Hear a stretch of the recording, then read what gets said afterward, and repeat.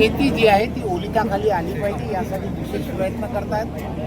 कृष्णा खोरे या प्रकल्पाच्या माध्यमातून या भागामध्ये मोठ्या प्रमाणामध्ये प्रकल्प गेल्या काही वर्षांमध्ये या भागामधील असणारे आमदार आदरणीय महेश दादा हे कृष्णा खोरेचे उपाध्यक्ष म्हणून त्यांनी जेव्हा जबाबदारी स्वीकारली तेव्हा त्यांनी या सर्व गोष्टी लवकरात लवकर कशा पूर्ण आहेत यासाठी त्यांचा असणारा पाठपुरा आणि त्यामुळे सर्व गोष्टी आज अंतिम टप्प्यात आल्या आहेत. आज या कार्यक्रमाचं भूमिपूजन हे आज झालेलं आहे.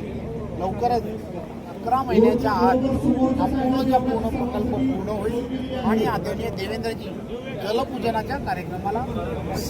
सर, जलसिंचन योजनेच्या अंतर्गत किती गावांना फायदा होणार आहे आणि नेमकं किती हेक्टर क्षेत्र ह्याच्याखाली येणार आहे, ओलिताखाली येणार? खरं तर हा संपूर्ण भाग जो आहे हा भाग आपण सर्वांना माहीत आहे की हा संपूर्ण भाग गेली वर्षानुवर्ष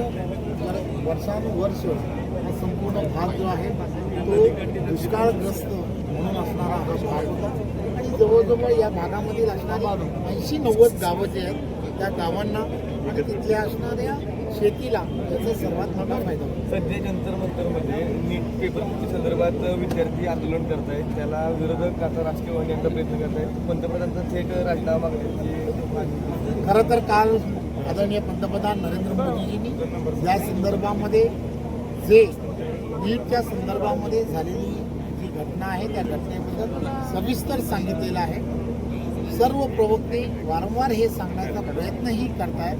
नक्कीच या संदर्भामध्ये आपण पाहाल की या संदर्भात ज्यांनी या संदर्भामध्ये चुकीचं काम केलं आहे जवळजवळ 13 जणांना त्या संदर्भात अटक झालेली आहे आणि यानंतर हे प्रकार होऊ नयेत म्हणून एक कायद्यामध्ये जे बदल करायला हवे ते सोमवारी कॅबिनेटमध्ये त्याची मंजुरी घेऊन होणार. नक्की साहेब